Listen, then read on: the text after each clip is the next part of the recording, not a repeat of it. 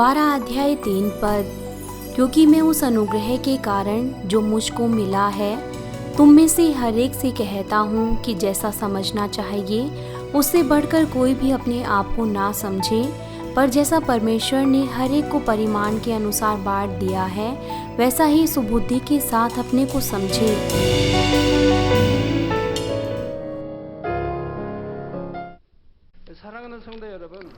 मसीह में प्रिय भाइयों और बहनों और प्रिय जीसीएन टीवी के श्रोताओं, संसार भर में मानवीन के 11,000 शाखा और संघी कलीसियाओं के सदस्य United State, United Kingdom, Canada, Honduras, Peru, Argentina, Germany, France, Belgium, Netherland और अफ्रीकी देश, Kenya, Uganda, Congo, China, Japan, Pakistan, Indonesia, Philippines, Taiwan, India, Mongolia, Egypt और कोरिया की शाखा और संघी कलीसियाओं के सदस्य और वो जो इंटरनेट के माध्यम से पूरे संसार भर में इस सभा में शामिल है, और प्रिय टीवी के दर्शकों और संडे स्कूल के विद्यार्थियों, ये विश्वास के परिमाण की श्रृंखला का छठा संदेश है। यहाँ तक कि आपने प्रभु को उद्धारकर्ता ग्रहण किया है और आपने उद्धार को पाया है, तो भी हर एक व्यक्ति के विश्वास का परिमाण वो अलग अलग होता है।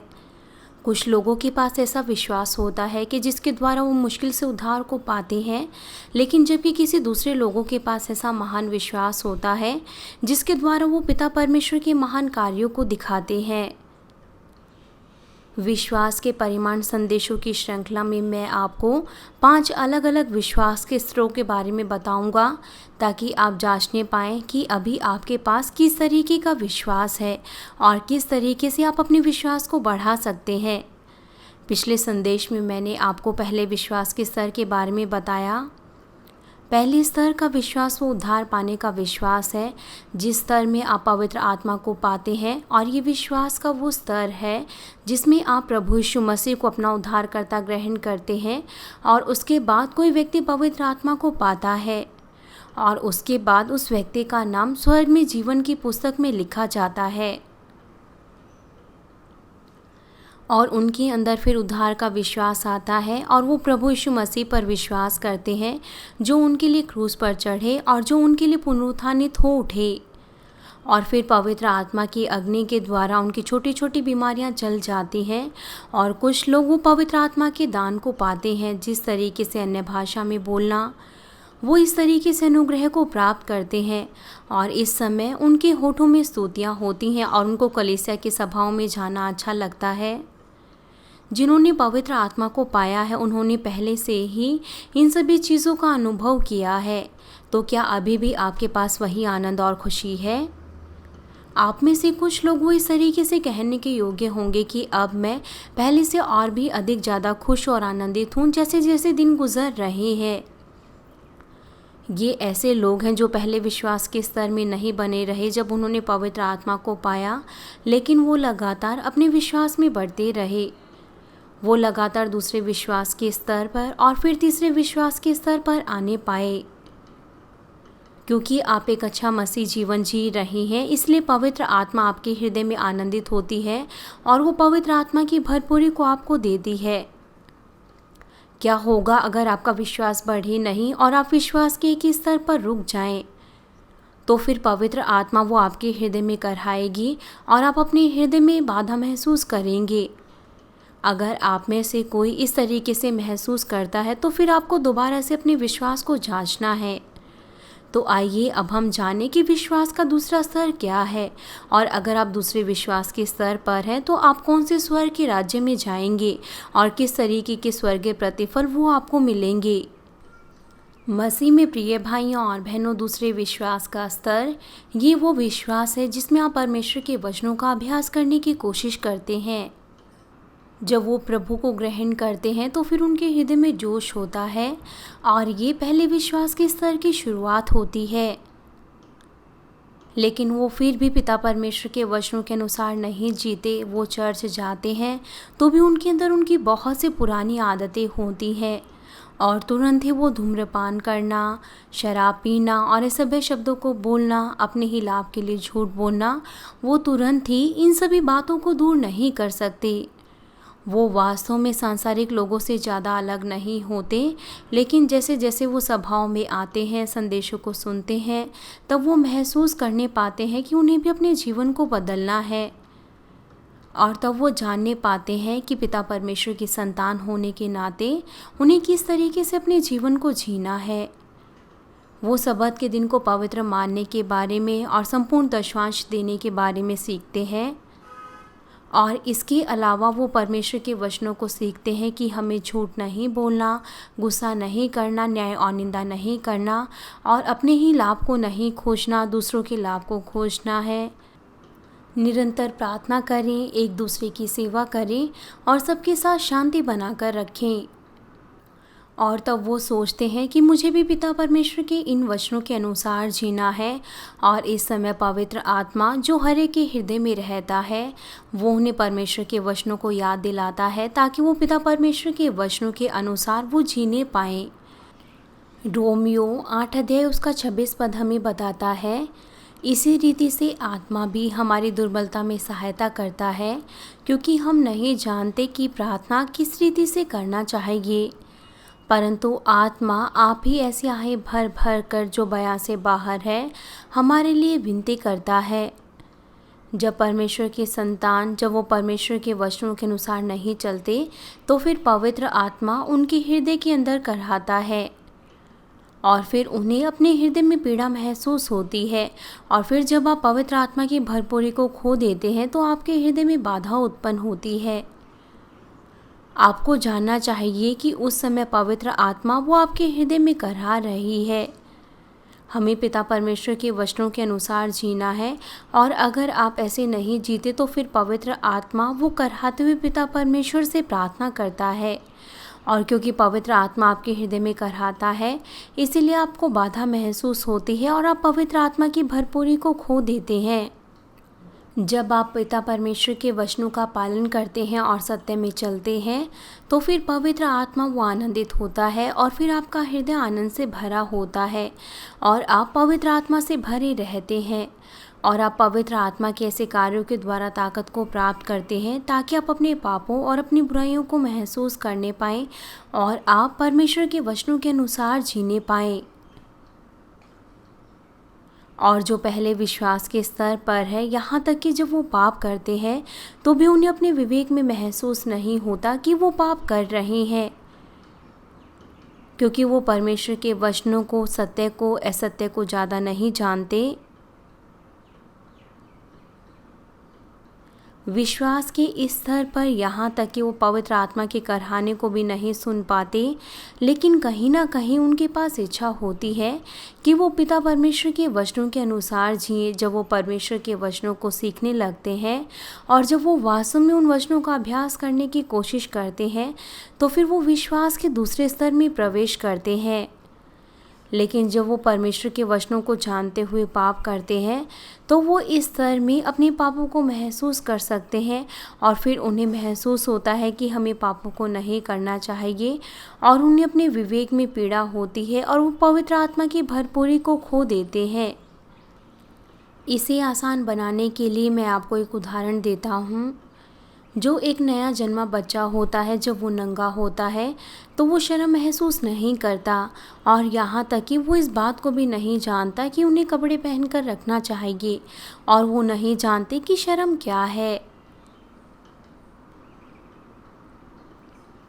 यहाँ तक कि बच्चे जब वो अपने कपड़ों में पेशाब कर देते हैं तो उन्हें शर्म महसूस नहीं होती।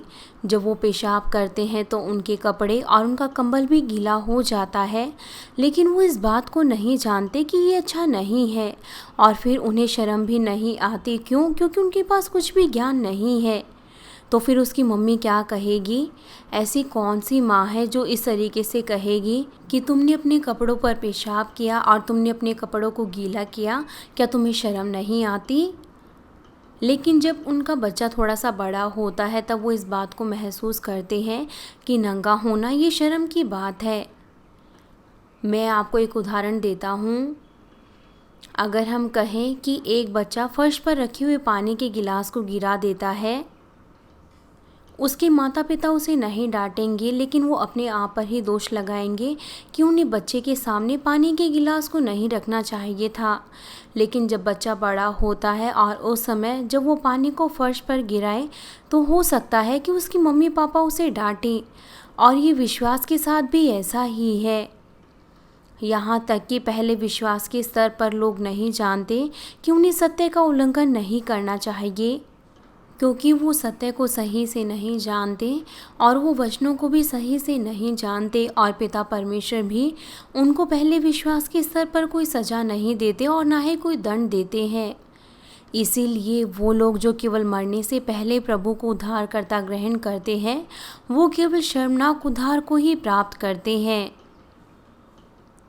लेकिन जो भी है वो उद्धार को प्राप्त कर लेते हैं, लेकिन दूसरे विश्वास के स्तर पर वो पहले से ही वचनों को जानते हैं और जब भी वो पाप करते हैं तो फिर वो पवित्र आत्मा के कराहने को अपने हृदय में महसूस कर सकते हैं और वो अपने विवेक में भी पीड़ा को महसूस करते हैं। लेकिन अगर आपके हृदय में यहाँ तक की पीड़ा हो रही है और आप फिर भी लगातार पाप कर रहे हैं, तो आपका विवेक वो मानो ऐसा बन जाएगा जिस तरीके से वो लोहे से दागा गया हो, और फिर आप अपने हृदय में कुछ भी महसूस नहीं कर पाएंगे और आप उद्धार से भी बहुत ज़्यादा दूर हो जाएंगे। वो अपने हृदय में महसूस करते हैं कि पिता परमेश्वर वो खुश नहीं है। मसीह में प्रिय भाइयों और बहनों, दूसरे विश्वास का स्तर ये वो विश्वास का स्तर है जिसमें आप वचनों का अभ्यास करने की कोशिश करते हैं। क्या आप वचनों का अभ्यास करने की कोशिश करते हैं? याकूब 2 अध्याय उसका 26 पद हमें बताता है, निदान जैसे देह आत्मा के बिना मरी हुई है, वैसे ही विश्वास भी कर्म बिना मरा हुआ है।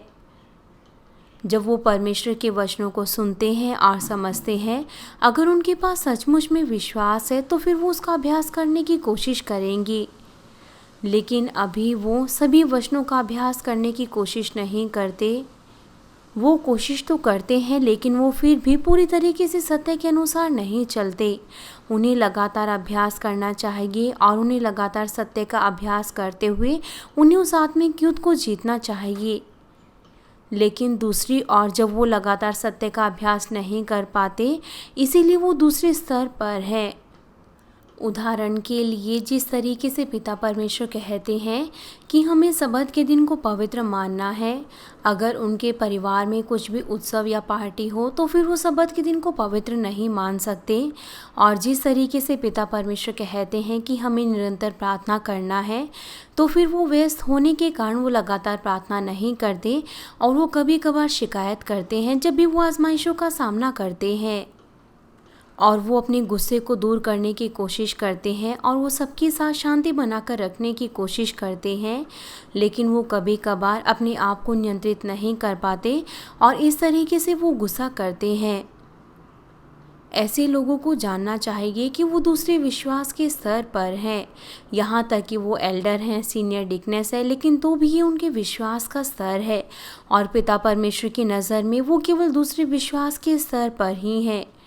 लेकिन उन्हें निराश नहीं होना चाहिए, उन्हें लगातार कोशिश करना चाहिए। यहाँ तक कि वो पूरी तरीके से वचनों का अभ्यास नहीं करते, तो भी पिता परमेश्वर की नज़र में उनके पास ऐसा विश्वास है जिसके द्वारा वो केवल उद्धार को प्राप्त कर सकते हैं। और इसके अलावा जिस तरीके से वो पिता परमेश्वर से प्रार्थना करते हैं और वो ताकत को प्राप्त करते हैं और वो वचनों का अभ्यास करने की कोशिश करते हैं, तो वो फिर अपने आप में ही महसूस करते हैं कि अब वो बदल रहे हैं। वो जो पहले 10 बार पाप करते थे, अब वो 9 बार पाप करते हैं और फिर 8 बार। इस तरीके से वो लगातार घटते रहते हैं और अंत में वो और ज़्यादा पाप नहीं करेंगे।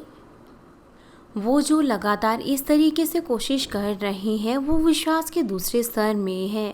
और जो इस तरीके से अभ्यास कर रहे हैं और जो सत्य के अनुसार इस तरीके से चल रहे हैं, तो वो फिर तीसरे विश्वास के स्तर में पहुंच जाएंगे। और जो अपने हृदय को बदलते हैं, तो वो फिर तीसरे विश्वास के स्तर के नज़दीक आते हैं। मसीह में प्रिय भाइयों और बहनों, जो दूसरे विश्वास के स्तर पर हैं, कई बार उन्हें अपने विश्वासी जीवन को जीना मुश्किल लगता है और वो पिता परमेश्वर के वचनों को जानते हैं, पाप को, न्याय को और धार्मिकता को जानते हैं, लेकिन वो अभी भी इस संसार से प्रेम करते हैं और उनके हृदय में अभी भी इस संसार के अनुसार चलने की इच्छा होती है और उन्हें अपने पापों को दूर करना मुश्किल लगता है। यहाँ तक कि वो कई बार ये कह देते हैं कि मसीह बनना तो बहुत मुश्किल है और वो अपने हृदय में पीड़ा को महसूस करते हैं और वो विश्वास में अपने जीवन को जीने की कोशिश नहीं करते। और इस स्तर में कुछ लोग अपने विश्वास को त्याग देते हैं और वो स्वर्ग के राज्य को वो बलपूर्वक नहीं लेते। कुछ लोग वो कलीसिया में आते हैं, लेकिन वो फिर भी अपने पापों को दर्शाया जाना नहीं चाहते।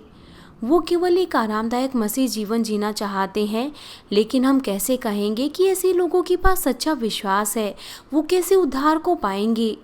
पिता परमेश्वर, हमारे प्रभु और भविष्यद्वक्ताओं ने बहुत से लोगों के पापों को दर्शाया और उन्होंने लोगों को बताया कि वो अपने पापों को दूर करें।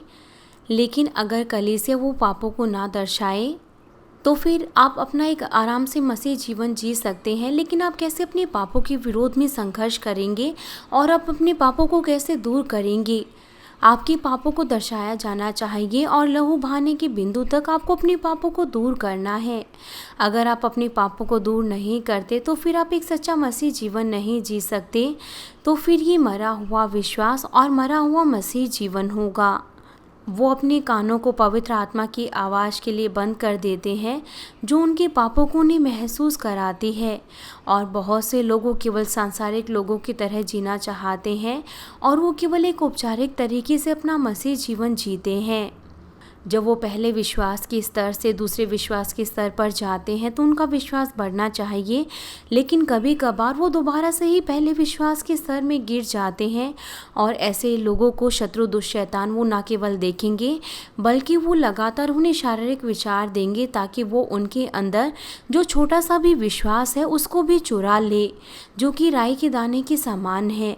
और वो बहुत सी सांसारिक चीज़ों के द्वारा उन्हें भरमाएंगे और ऐसे लोग वो पवित्र आत्मा की भरपूरी को और पिता परमेश्वर के अनुग्रह को जल्दी ही खो देते हैं और फिर वो अंत में पवित्र आत्मा उनके हृदय से बुझ जाएगा।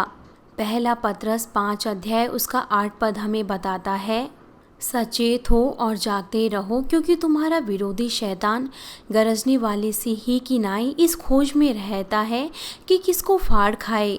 और पहला थिस्सलुनीकियों 5 अध्याय उसका 19 पद हमें बताता है, आत्मा को ना बुझाओ। अगर आपके पास सच्चा विश्वास है तो फिर कोई मायने नहीं रखता कि पापों को दूर करना कितना मुश्किल है। आप इस प्रक्रिया से होकर गुजरेंगे और आप इन सभी चीज़ों को पार करेंगे, क्योंकि यही केवल एक तरीका है आशीषों को प्राप्त करने के लिए। हमें दुष्शत्रु शैतान के विरोध में उस युद्ध को जीतना है और हमें आशीषों को प्राप्त करना है। मसीह में प्रिय भाइयों और बहनों, अगर आप सचमुच में पिता परमेश्वर से प्रेम करते हैं तो फिर आपके लिए सत्य का पालन करना आसान होगा। मैं आपको एक उदाहरण देता हूँ। किसी ने एक बहुत बड़े खजाने को छुपा रखा है और वो आपको उस खजाने को देना चाहता है, लेकिन उसकी शर्त ये है कि आपको लगातार 1 महीने तक चलकर उस खजाने के पास पहुंचना है और जब आप उसके पास पहुंचेंगे तो फिर आप वो खजाना ले सकते हैं। अगर आप इस बात पर सचमुच में भरोसा करते हैं तो फिर आप कभी शिकायत नहीं करेंगे, चाहे वो रास्ता वो चाहे कितना भी कठिन हो। आप आनंद के साथ उस स्थान तक पहुंचने की कोशिश करेंगे जितना जल्दी हो सकेगा। ऐसा व्यक्ति कौन होगा जो ये कहेगा कि आगे जाना तो मेरे लिए मुश्किल है। यहाँ तक कि सांसारिक लोग उनके लिए सब कुछ करने की कोशिश करते हैं जिनसे वो प्रेम करते हैं, चाहे वो कितना भी मुश्किल क्यों ना हो। आप इस बात को याद करने की कोशिश करें कि जब आप शादी से पहले अपने जीवन साथी से मिलते थे तो आप उनके लिए सब कुछ करने की कोशिश करते हैं जो कुछ भी वो चाहते हैं। आप अपने आप को बदलने की कोशिश करते हैं उसी तरीके से जैसा भी आपका जीवन साथी चाहता है। अगर आपके साथी को लंबे बाल पसंद है तो आप अपने बाल लंबे करते हैं। अगर उनको छोटे बाल पसंद है तो आप उस व्यक्ति के अनुसार सब कुछ करने की कोशिश करते हैं जैसा भी वो चाहता है। तब पिता परमेश्वर की आज्ञाएं जो हमें दी गई हैं, क्योंकि पिता परमेश्वर वो हमें बेहतर स्वर्ग का राज्य और वो हमें आशीषों को देना चाहते हैं, तो फिर उन आज्ञाओं का पालन करना मुश्किल क्यों है। अगर हम वास्तव में पिता परमेश्वर से प्रेम करते हैं और हम स्वर्ग के राज्य की लालसा करते हैं, तो हमारे लिए पिता परमेश्वर के वचनों का पालन करना मुश्किल नहीं होगा। अगर हम वास्तव में पिता परमेश्वर से प्रेम करते हैं और स्वर्ग के राज्य की लालसा रखते हैं, तो फिर पिता परमेश्वर के वचनों का पालन करना हमारे लिए मुश्किल नहीं होगा। और जब भी हम उन वचनों को सुनेंगे, हम तुरंत ही उनका पालन करेंगे और इस तरीके से हम जल्दी ही विश्वास के तीसरे स्तर में जा सकते हैं। और मेरे लिए पिता परमेश्वर के वचनों का अभ्यास करना ये मुश्किल नहीं था। मैं पिता परमेश्वर से और प्रभु से प्रेम करता था, इसीलिए मैंने मेहनत से बाइबल को पढ़ा और पिता परमेश्वर की इच्छा को जानने की कोशिश की। मैंने सभाओं में पिता परमेश्वर के वचनों को सीखा और जागृति सभाओं में मैं गया और जो कुछ भी मैंने वहाँ सीखा, मैंने तुरंत ही उसके अनुसार कार्य किया। मैं बहुत से वचनों का जो कुछ भी मैंने सुना था, जब भी मुझे वो समझ आए, मैंने तुरंत ही उनका पालन किया। कुछ हृदय में मेरे पापमय स्वभाव थे, उन्हें दूर करने में थोड़ा समय लगा, लेकिन मुझे उनमें भी ज़्यादा समय नहीं लगा। मेरी पत्नी, जो कि प्रेयर सेंटर की प्रेसिडेंट है, वो आमीन कहकर इस बात का उत्तर दे रही है। जब मैंने प्रभु को ग्रहण किया, उसके बाद जो मेरे घर का मालिक था, उसने मुझसे विनती की कि उनकी कलीसिया में जो जागृति सभा है, मैं उसमें हिस्सा लूं। और जब मैं वहां पर गया तो मैं जानता भी नहीं था कि जागृति सभा क्या होती है। लेकिन जब मैंने पहले दिन प्रचारक से संदेशों को सुना और जब मैं जानने पाया कि पिता परमेश्वर कौन है और हमें उनके वचनों के अनुसार जीना है, तो फिर मैंने 1 सप्ताह तक लगातार सीखा, सुबह की सभा में, दोपहर की सभा में और शाम की सभा में। और उस समय प्रचारक ने कहा था कि हमें धूम्रपान नहीं करना चाहिए और शराब नहीं पीनी चाहिए, तो मैंने तुरंत ही इस बात का पालन किया। जबकि मैं पहले शराब पीना और धूम्रपान करना बहुत ज़्यादा पसंद करता था। और उन्होंने बताया कि हमें प्रार्थनाओं को करना चाहिए और फिर मैंने प्रार्थनाओं को किया और मैंने वहाँ पर सुना कि हमें सब्त के दिन को पवित्र मानना चाहिए, तो फिर मैंने सब्त के दिन को पवित्र माना। और मैंने वहाँ पर सुना कि हमें प्रभु के सामने खाली हाथ नहीं आना चाहिए। तब से ही मैं कभी भी प्रभु के सामने खाली हाथ नहीं आया। मैंने इन सभी वचनों का तुरंत ही पालन किया। मैंने कभी भी ये नहीं सोचा कि अभी तो मैं उनको अपने ज्ञान के तौर पर रखता हूँ और बाद में मैं उनका पालन करूँगा। मैंने तुरंत ही उन सभी बातों का पालन किया और मुझे ज़्यादा समय नहीं लगा और मैं पहले विश्वास के स्तर से जल्दी ही 5वें विश्वास के स्तर में आ गया। और पिता परमेश्वर ने मुझे बताया कि पहले विश्वास के स्तर से 5वें विश्वास के स्तर तक जाने में मुझे ज़्यादा समय नहीं लगा और मैं संपूर्ण आत्मा में आया और उसके बाद मैंने अपनी कलीसिया की शुरुआत की। अगर आप सचमुच में पिता परमेश्वर पे भरोसा करते हैं, स्वर्ग पर और नरक पर, और इसे भी बढ़कर अगर आप नई यरूशलेम पर विश्वास करते हैं, तो आपको किस तरीके से अपना मसीह जीवन जीना चाहिए। अगर आपने जिस तरीके से सुना है आप उनका वैसे ही अभ्यास करें, तो आप जल्दी से तीसरे विश्वास के स्तर पर आ सकते हैं, यहाँ तक कि आप नए विश्वासी हैं। और फिर तीसरे विश्वास के स्तर से आप चौथे विश्वास के स्तर में जा सकते हैं। जब भी मैंने किसी पास्टर से या किसी से भी मैंने कुछ भी वचनों को सुना, यहाँ तक कि जब मैं तीसरे विश्वास के स्तर पर था, उस समय भी मैंने कभी भी अपने खुद के सोच विचारों का इस्तेमाल नहीं किया। अगर वो भलाई है और वो पिता परमेश्वर का वचन है, तो मैंने तुरंत ही उन सभी बातों के लिए आमीन कहा और मैंने तुरंत ही उनका पालन किया। इसीलिए मैं तीसरे विश्वास के स्तर पर बहुत जल्दी आने पाया। इसीलिए जब मैं पहले और दूसरे विश्वास के स्तर पर था, मैंने बहुत जल्दी ही इन स्तरों को पार किया और मैं तीसरे स्तर पर आया और तीसरे स्तर को भी मैंने बहुत जल्दी पार किया और मैं विश्वास के चौथे स्तर पर आया। और जिस दिन मैं चौथे विश्वास के स्तर पर आया, उसी दिन से आशीषें मेरे जीवन में आने लगी। इसीलिए मैं अपना बहुत सा कर्जा भी चुकाने पाया जो हमने तब लिया था जब मैं 7 सालों तक बीमार था। हमारे पास इस कलीसिया में ऐसे सदस्य भी हैं, अगर पिता परमेश्वर वो किसी चीज़ को पसंद नहीं करते, तो वो सदस्य भी तुरंत ही उन्हीं चीज़ों को छोड़ देते हैं। अगर पिता परमेश्वर किसी भी चीज़ को पसंद करते हैं तो फिर वो अपना मन बनाते हैं कि वो उन्हीं चीज़ों को करेंगे। ऐसे लोग वो जल्दी से ही दूसरे विश्वास के स्तर को पार करते हैं और वो इस तरीके से तीसरे विश्वास के स्तर पर आते हैं। और पिता परमेश्वर वो आपको देखकर आनंदित होंगे और वो हमेशा आपके साथ होंगे। इसीलिए आप पवित्र आत्मा से भरकर आप पिता परमेश्वर के कार्यों की गवाही देंगे। मेरे बड़े भाई वो भी सभा में हिस्सा ले रहे हैं और जो मेरे सबसे बड़े भाई हैं वो भी ग्वांजो मानवीन चर्च में इस सभा में हिस्सा ले रहे हैं।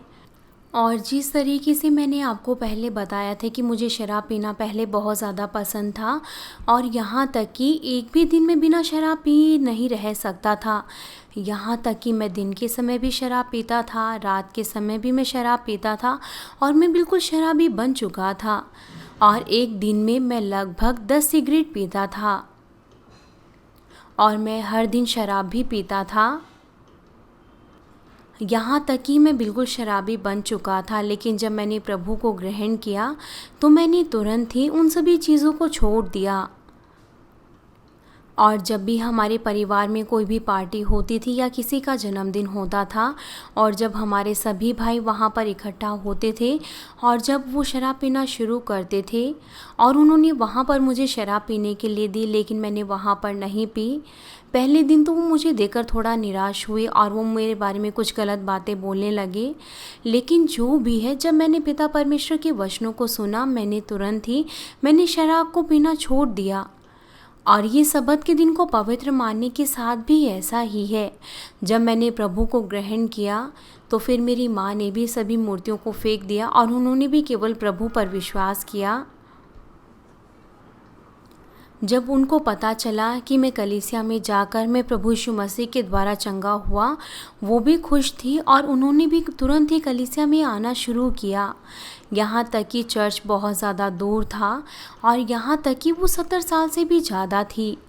और वो एक दिन सियोल आई और जब उनके परिवार के सदस्यों ने उनको बुलाया और मेरे सभी वहाँ पर भाई और बहन वो सभी इकट्ठा हुए और वो रविवार के दिन कहीं घूमने जाना चाहते थे।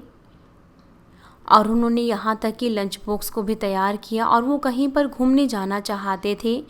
लेकिन रविवार के दिन मैंने उनके साथ जाने के लिए मना किया। मैंने उनको कहा कि मुझे रविवार के दिन पिता परमेश्वर के वचनों के अनुसार चर्च जाना है और मैंने उनसे कहा कि वो रविवार के बजाय कोई दूसरा दिन चुने, क्योंकि रविवार के दिन मैं चर्च जाता हूँ। और उस समय मैं नया विश्वासी था और मैं नहीं जानता था कि किस तरीके से अच्छे से बातचीत करते हैं। यहाँ तक कि जब मेरी प्रिय माँ, जो कि इतनी दूर से आई थी, और यहाँ तक कि जब मेरा पूरा परिवार इकट्ठा हुआ था तो भी मैंने रविवार के दिन उनके साथ जाने के लिए मना किया। और ये मेरी पत्नी के साथ भी ऐसा ही है। अगर उनके परिवार में रविवार के दिन किसी की शादी होती थी तो वो रविवार के दिन वहाँ नहीं गई। और जब ऐसा 2 बार 3 बार 4 बार हुआ तो वो लोग भी इस बात को पहचान गए। उन्होंने सोचा कि वो रविवार के दिन वो ऐसी किसी भी चीज़ों में हिस्सा नहीं लेगी। और जब उन्होंने इस बात को पहचान लिया तो उन्होंने और ज़्यादा सताव नहीं किया, लेकिन इसकी बजाय उन्होंने बाद में कहा कि एक विश्वासी को सचमुच में इस तरीके से अपने जीवन को जीना चाहिए। यहाँ तक कि जब हम नए विश्वासी थे तब भी हमने किसी भी बात से समझौता नहीं किया। हमने केवल पिता परमेश्वर के वचनों का अभ्यास किया। इसीलिए मैं जल्दी से चौथे विश्वास के स्तर में आने पाया। यहाँ तक कि जब मैं केवल एक डीकन ही था तो भी हमारी कलीसिया की शुरुआत से ही पिता परमेश्वर के सामर्थ्य कार्य हुए। पिता परमेश्वर ने मुझे सामर्थ्य दी कि प्रार्थनाओं के द्वारा गूंगे बोलने लगे, मृतक जी उठे और यहाँ तक कि जो व्हील चेयर पर आए वो भी खड़े होकर चलने लगे। और ऐसे लोग जिनके पास लंबे समय से कोई बच्चा नहीं था, उन्होंने भी गर्भधारण की आशीषें प्राप्त की, टूटी हुई हड्डियाँ जुड़ गई। ऐसी चीज़ें ये हमारी कलीसिया की शुरुआत से ही हुई हैं। और उस समय सर्दियों के दिनों में हम कोयला जलाते थे, इसीलिए सर्दियों के दिनों में बहुत से लोग वो गैस के जहर से मर जाते थे। जो भी सांसों के द्वारा उस गैस को अपने अंदर लेता था और वो बहुत से घंटों या पूरी रात के बाद वो लोगों को टैक्सी में लेकर मेरे पास आते थे और वो यहाँ तक कि इतने लंबे समय से बेहोश थे। लेकिन जब मैंने उनके लिए प्रार्थना की और जब मैंने उनसे पूछा कि वो कितने लंबे समय से बेहोश थे, तो उन्होंने कहा कि ये तो बहुत लंबे समय से बेहोश थे, लेकिन मेरी प्रार्थना को ग्रहण करने के बाद वो 2 मिनट में ही होश में आ गए। मैंने उन्हें बहुत ज़्यादा ध्यान से देखा और केवल 2 मिनट के अंदर ही वो बिल्कुल सामान्य व्यक्तियों की तरह हो गए और उनके ऊपर उसका कोई भी दुष्प्रभाव नहीं पड़ा। और एक पास्टर, वो भी मेरी प्रार्थनाओं के द्वारा चंगा हुआ। उनका कोई भी दुष्प्रभाव नहीं हुआ और किसी को भी कोई भी दुष्प्रभाव नहीं हुआ।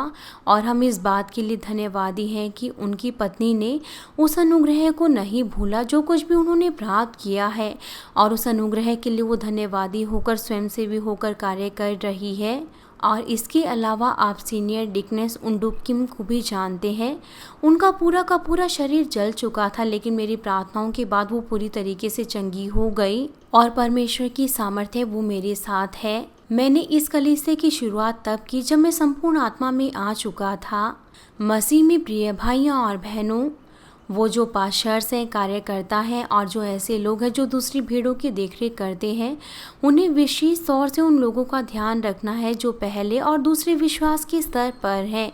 आज का बाइबल पद रोमियो 12 अध्याय उसका 3 पद हमें बताता है, क्योंकि मैं उस अनुग्रह के कारण जो मुझको मिला है तुम में से हर एक से कहता हूँ कि जैसा समझना चाहिए उससे भी बढ़कर कोई भी अपने आप को ना समझे, पर जैसा परमेश्वर ने हर एक को परिणाम के अनुसार बांट दिया है वैसा ही सुबुद्धि के साथ अपने आप को समझे।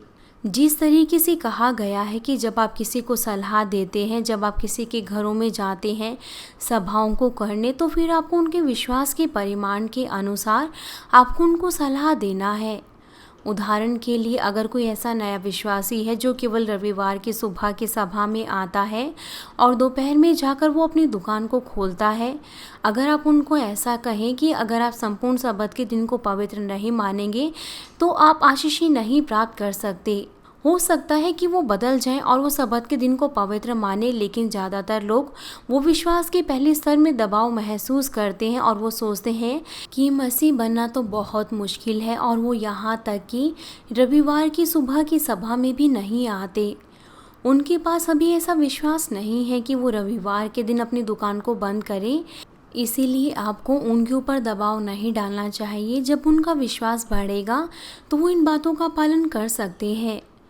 अगर वो ऐसी ही स्थिति में मर जाएं तो भी उनका उद्धार होगा, क्योंकि उनके पास अभी एक छोटे बालक का विश्वास है, इसीलिए उनका उद्धार हो सकता है। लेकिन वो व्यक्ति जो विश्वास के तीसरे स्तर पर है, उसे भी सब्त के दिन को पवित्र मानना है। अगर वो उसका उल्लंघन करे तो फिर पिता परमेश्वर वो उसको क्षमा नहीं करेंगे। पहले विश्वास के स्तर पर पिता परमेश्वर उनको क्षमा करेंगे और दूसरे विश्वास के स्तर पर पिता परमेश्वर उनको बहुत सी चीज़ों के द्वारा चेतावनी देंगे, लेकिन उनके ऊपर कोई सजा नहीं आएगी। लेकिन अगर कोई विश्वास के तीसरे स्तर पर है, अगर वो तब भी सब्त के दिन का उल्लंघन करता है, तो पिता परमेश्वर वो उस व्यक्ति से अपने मुंह को मोड़ लेंगे। ऐसा इसीलिए है क्योंकि ये व्यक्ति ये अपनी इच्छा से उन पापों को कर रहा है। अगर कोई चौथे या पांचवें विश्वास के स्तर पर है तो वो इस बात के बारे में सोच भी नहीं सकते कि वो सब्त के दिन का उल्लंघन करे। पहला कुरिन्थियों 3 अध्याय उसके 2 पद में प्रेरित पौलुस कहता है, मैंने तुम्हें दूध पिलाया, अन्न ना खिलाया, क्योंकि तुम उसको खा ना सकते थे, वरन अब तक भी तुम उसे नहीं खा सकते हो। यहाँ पर दूध पीने का मतलब है कि अभी वो छोटे बच्चे हैं। एक जो नया जन्मा बच्चा होता है वो केवल दूध को ही पीता है, और ये वो लोग हैं जो पहले विश्वास के स्तर पर हैं। अगर आप उन लोगों पर दबाव डालेंगे जो पहले विश्वास के स्तर पर हैं, और आप उन पर दबाव डालें कि वो ऐसी चीज़ों को करें जो कि विश्वास के चौथे स्तर वाले व्यक्ति कर सकते हैं, तो वो ऐसी बातों को नहीं पचा पाएंगे और वो अपनी मार्गों से भी भटक जाएंगे। कुछ लोग जब आप उन्हें कलीसिया में लेकर आते हैं और जब वो पंजीकरण कराते हैं, तो भी आपको लगातार रविवार को उनके घरों से उनको कलीसिया में लेकर आना है। हो सकता है कि वो कुछ महीने कलीसिया में आए और वो फिर आना छोड़ दें, तो भी आपको दोबारा उनके घर जाना है, उनके अंदर विश्वास को बोना है। जब ऐसा बहुत बार होता है तो भी आपको इसे बीच में ही नहीं छोड़ना चाहिए, बल्कि आपको मुड़कर अपने आप को ही जांचना चाहिए। हो सकता है कि आपका विश्वास शुरू में ऐसा नहीं था, तो भी हो सकता है कि बहुत से लोग ऐसा कर सकते हैं, तो भी आपको उनको समझना है, उनके लिए प्रार्थना करनी है, उनके लिए उपवास करना है।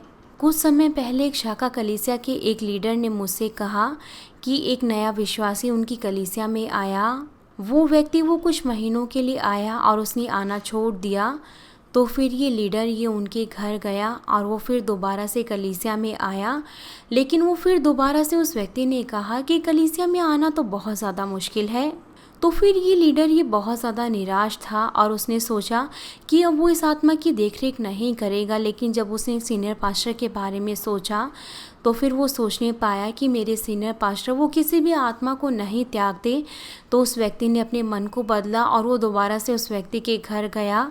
निश्चित तौर से उसका घर दूर था और ये गांव में था, लेकिन जब ये लीडर उस व्यक्ति के घर गया तो फिर उस व्यक्ति ने उस लीडर का स्वागत किया।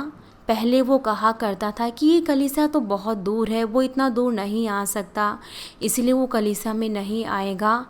लेकिन जब ये लीडर दोबारा से उस व्यक्ति के घर गया तो उस व्यक्ति ने उस लीडर का बहुत अच्छे से स्वागत किया और उसने कहा कि मैंने एक बहुत बड़ी चीज़ का अनुभव किया है। जो विश्वासी दूध पीते हैं उन्हें बढ़ाना आसान नहीं है, क्योंकि उन्हें दूध के बाद थोड़ा सा नरम भोजन खाना है और फिर थोड़ा सा कठोर भोजन खाना है। आपको अपने बच्चों को भी इसी तरीके से बढ़ाना है। क्या होगा अगर आप एक ऐसे छोटे बच्चे को जो कि केवल दूध पीता है, आप उसे चावल खाने के लिए दें या फिर मीट खाने के लिए दें। यहाँ तक कि आप तो सोचते हैं कि आप उसे एक अच्छे भोजन को दे रहे हैं, तो भी उस बच्चे का जीवन वो खतरे में होगा। और आपको ये भी नहीं करना कि आप एक नए विश्वासी को ऐसे ही छोड़ दें जो सब्बत के दिन का पूरी तरीके से पालन नहीं करता। आपको उन्हें समय देना है, आपको समझना है कि पिता परमेश्वर की इच्छा क्या है। आप उन्हें सलाह दे सकते हैं कि जब हम पूरे सब्बत के दिन को पवित्र मानते हैं, किस तरीके से पिता परमेश्वर वो हमसे प्रसन्न होते हैं और किस तरीके से पिता परमेश्वर वो हमें सभी आशीषों को देते हैं। और आप बहुत सी गवाहियों को उन्हें बता सकते हैं और उनके हृदय में विश्वास को बो सकते हैं। और फिर ये बीमारियों के साथ भी ऐसा ही है। जब कोई नया विश्वासी जिसके पास ज़्यादा विश्वास नहीं है, अगर वो बीमार हो जाता है तो फिर आपको उन्हें ऐसा नहीं कहना चाहिए कि उन्हें डॉक्टर के पास नहीं जाना चाहिए और प्रार्थना के द्वारा ही वो किसी भी बीमारी से चंगे हो सकते हैं। हमारे पास इस कलीसिया में बहुत सी गवाहियाँ हैं और आप इन गवाहियों को उन्हें बता सकते हैं और उनके अंदर आप विश्वास को बो सकते हैं और आप उनकी मदद कर सकते हैं कि वो अपने विश्वास के द्वारा पिता परमेश्वर के सामने आए। लेकिन अगर वो अपने विश्वास को पिता परमेश्वर को नहीं दिखाते तो भी आपको उनके ऊपर दबाव नहीं डालना चाहिए। और इससे भी बढ़कर जब आप उनके घरों में जाते हैं तो फिर आप उनको सलाह दे सकते हैं, लेकिन आपको अपने विश्वास के अनुसार नहीं, बल्कि आपको दूसरे व्यक्ति के विश्वास के परिमाण को ध्यान में रखना है और उसके अनुसार उन्हें सलाह देना है।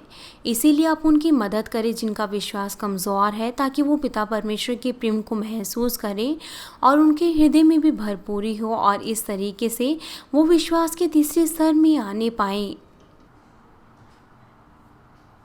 तब वो व्यक्ति वो कौन से स्वर के स्थान में जाएंगे जिनके पास विश्वास का दूसरा स्तर है। मसीह में प्रिय भाइयों और बहनों, पहला और दूसरे विश्वास का स्तर ये विश्वास का सबसे आधारभूत स्तर है। अगर आप ऐसे विश्वास के साथ उद्धार पाते हैं तो फिर आप बिल्कुल शर्मनाक उद्धार को ही प्राप्त करेंगे। पहले विश्वास के स्तर पर होने के नाते आप शर्मनाक उद्धार को प्राप्त करेंगे और दूसरे विश्वास के स्तर में आप पहले स्वर के राज्य में जाएंगे और आप मुश्किल से आपने उद्धार पाया है जो कि शर्मनाक उद्धार है।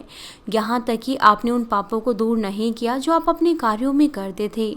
यहाँ तक कि आप परमेश्वर के वचनों को जानते थे, तो वो कितना ज़्यादा शर्म महसूस करेंगे जब वो परमेश्वर से मिलेंगे।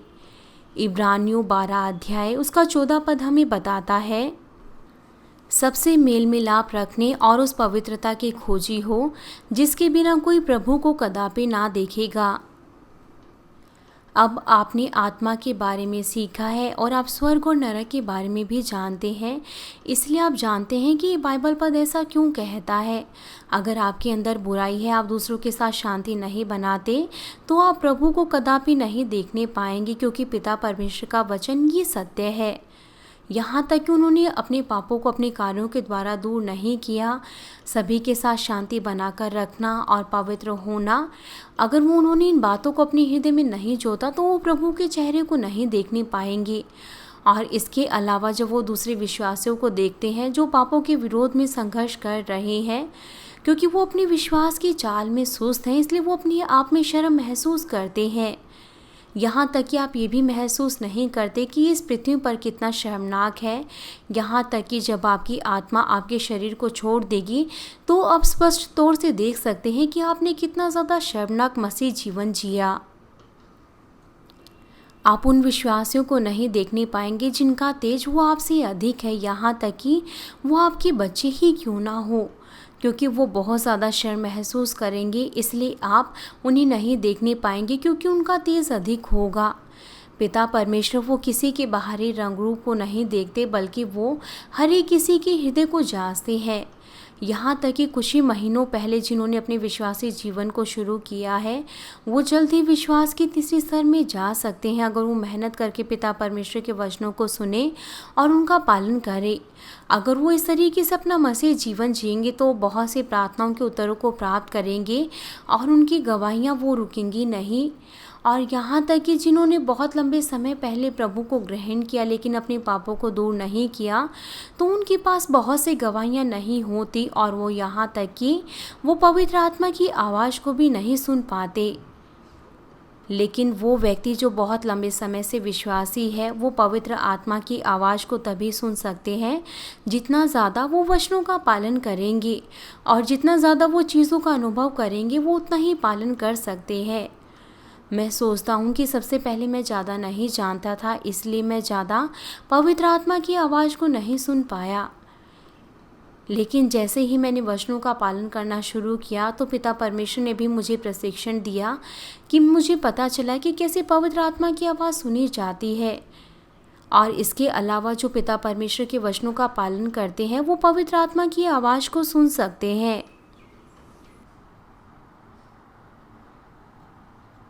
और फिर वो पिता परमेश्वर के वचनों को आमीन के साथ ग्रहण करते हैं। चाहे प्रचार करने वाला पास्टर हो, सेमिनरी स्टूडेंट हो या फिर लीडर हो, वो अपने विचारों का इस्तेमाल नहीं करते और वो तुरंत ही आमीन कहते हैं और वो उन संदेशों का पालन करते हैं। यहाँ तक कि शारीरिक तौर से अगर एक छोटा बच्चा अगर वो अपने माता पिता की बातों का पालन करता है तो वो बहुत से प्रेम को प्राप्त करता है। और इसी तरीके से यहाँ तक कि किसी के विश्वास का स्तर वो कम है, अगर वो फिर भी विश्वास के कार्यों को दिखाता है तो पिता परमेश्वर वो उसे बहुत ज़्यादा प्रसन्न होते हैं और पिता परमेश्वर वो भी उसको बहुत से प्रमाणों को दिखाएंगे कि पिता परमेश्वर भी उससे प्रेम करते हैं। इसीलिए आप नए विश्वासियों से बहुत सी गवाहियों को सुनते हैं। वो कलीसिया में नए हैं तो भी वो अपने उत्तरों को प्राप्त करते हैं, वो बीमारियों से चंगाई पाते हैं और वो कहते हैं कि वो जो कुछ भी प्रार्थना करते हैं पिता परमेश्वर वो उनको हर एक बातों का उत्तर देते हैं। वो नए विश्वासी हैं तो भी वो कहते हैं कि पिता परमेश्वर उनको बहुत सी बातों का उत्तर देते हैं। वो पवित्र आत्मा से भरे रहते हैं और वो हर एक सभाओं में आने में आनंदित होते हैं। वो विश्वासियों के साथ सहभागिता रखते हैं और वो यहाँ तक कि घरों में होने वाली सभाओं में भी हिस्सा लेते हैं और वो पिता परमेश्वर के वचनों को मेहनत करके सुनने की कोशिश करते हैं और वो उन चीज़ों को करने की कोशिश करते हैं जो विश्वास के चौथे स्तर वाले व्यक्ति करते हैं। लेकिन कुछ समय के बाद आप उन्हें 2-3 महीने के बाद जांचें, लेकिन कुछ समय के बाद उनकी गवाहियाँ वो ख़त्म हो जाती हैं। ये अच्छा होता अगर वो आजमाइशों में भी अपनी इस भरपूरी को बनाए रखते, इसीलिए वो अनुग्रह को खो देते हैं। पहले तो वो उन चीज़ों को करते थे लेकिन अब वो उन बातों का पालन नहीं करते और वो दोबारा से विश्वास के पहले स्तर में आ जाते हैं। इसीलिए वो उत्तरों को प्राप्त नहीं करते जो भी वो कुछ प्रार्थना करते हैं। मैं आशा करता हूँ कि आप मेहनत करके पिता परमेश्वर के वचनों को सुनेंगे और उन्हें अपने हृदय में रखेंगे और उनका अभ्यास करेंगे, और ऐसा करने के द्वारा होने पाए आपके विश्वास का स्तर, वो एक ऐसे विश्वास के स्तर पर पहुँचने पाएँ जिससे पिता परमेश्वर आपसे प्रसन्न हो और आप इस पृथ्वी पर और स्वर्ग के राज्य में आप पिता परमेश्वर का प्रेम पाने पाएँ। मैं प्रभु यीशु मसीह के नाम से प्रार्थना करता हूँ,